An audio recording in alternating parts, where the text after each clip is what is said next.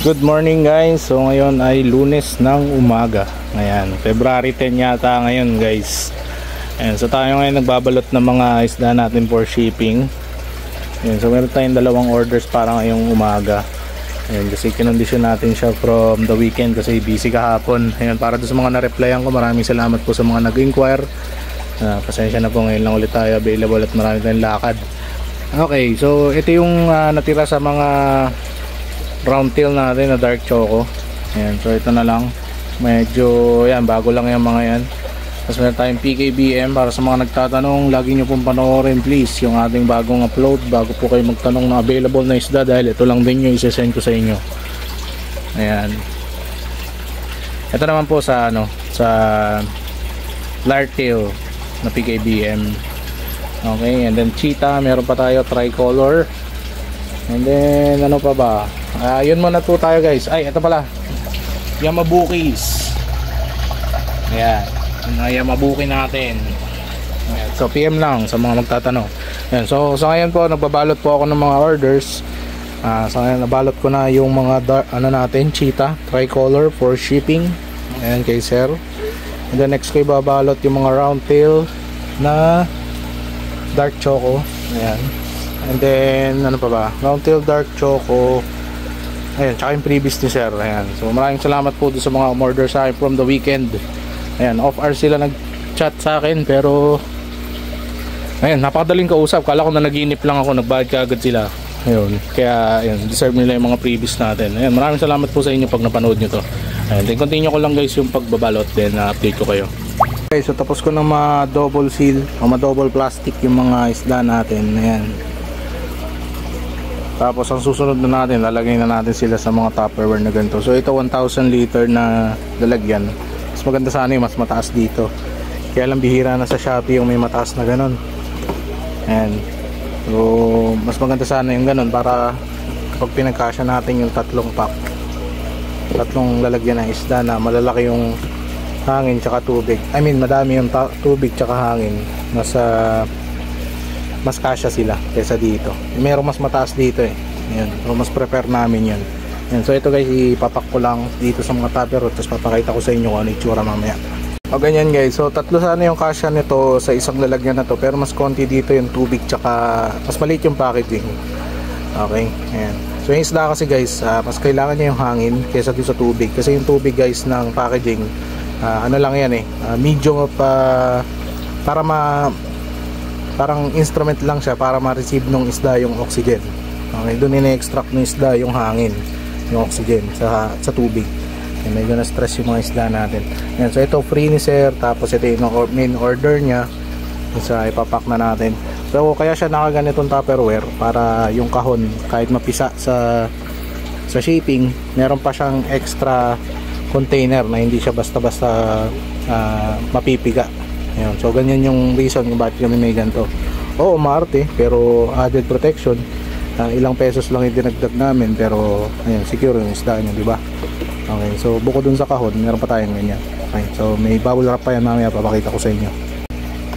Ayan, napak na natin to. So next naman itong order na to. Guys, kapag dalawa yung order, nilalagyan ng plastic para hindi gumalaw yung isda sa loob. Ayan, kasi yung ganyan yan. Morning sir, ito yung order nyo. Tapos meron kayong free sa akin na isa pang pair. May balot ko lang. Ayan, may vlog din ako ngayon sir, kasama tong order nyo. Salamat.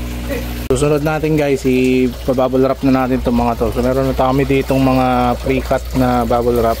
Ayan, so bubble wrap natin yan, tigisang tupperware, tsaka ito rin, tapos with the sticker. Yan, tapos susunod kakahon na natin. Okay, so pakita ko sa inyo mamaya. Ito na guys, so nakapack na yan. Ayan, so susunod natin ay ikakahon na. So kuha na tayo ng kahon dito. Ayan, so tayo tayong kahon dyan. Tapos ayan, dalawa to na small lang, S. Ayan, so sa flash kasi yan yung small lang na kahon.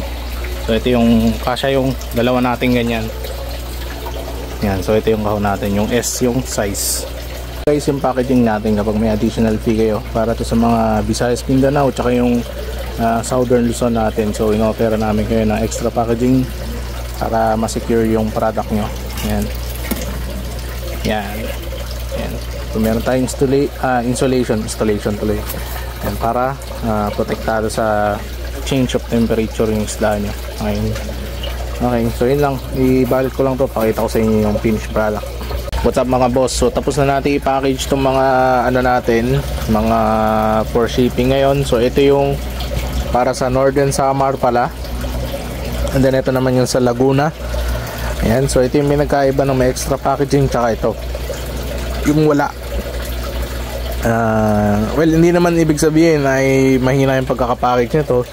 Ibig sabihin lang nito may added pa added packaging material sa loob tsaka sa labas. Okay, para lang for peace of mind. Okay, so sinesend naman yan kung gusto niyo mag-avail nung ganon. Okay, so ito matic to sa mga Visayas, Mindanao tsaka sa Southern Luzon, sa mga malalayo.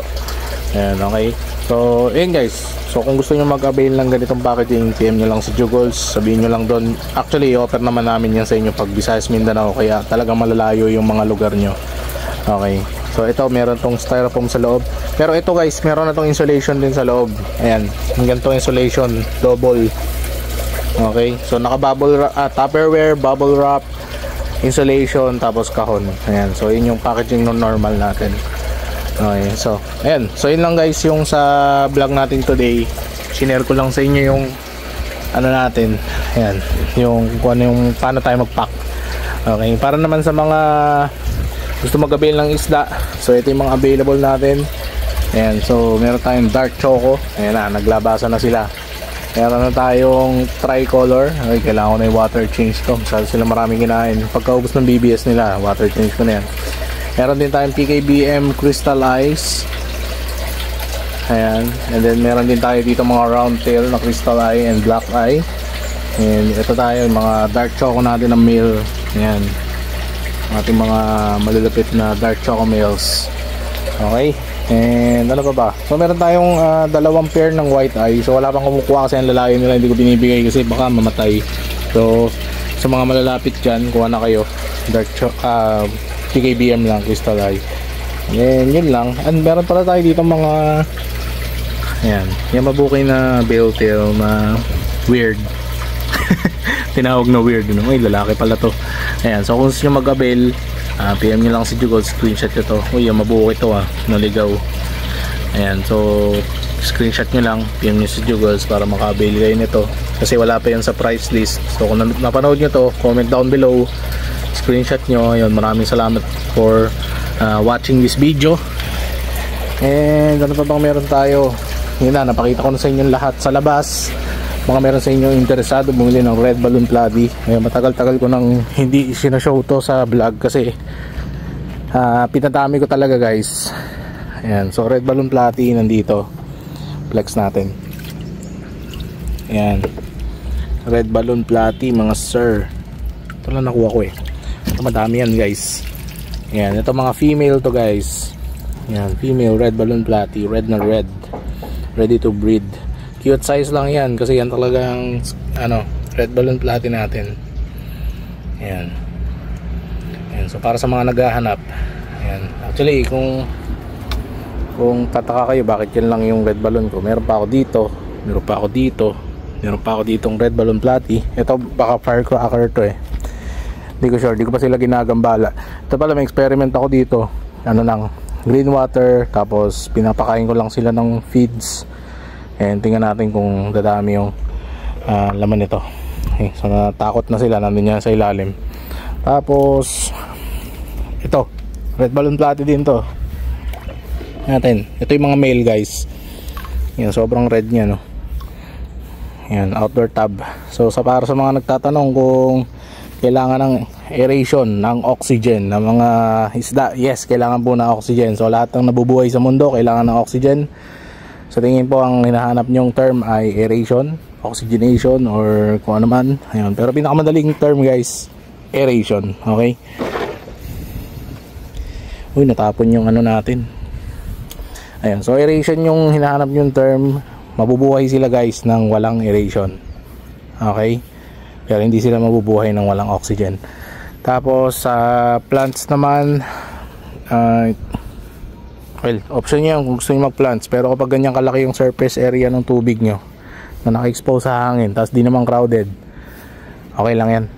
Hindi nila kailangan ng aeration pag ganyan. Ayan o. So add kayo ng plants for added security. So mas maganda, mas marami. Okay? I mean sa plants. Okay. And then sa filtration, wala pong limit ang filtration natin.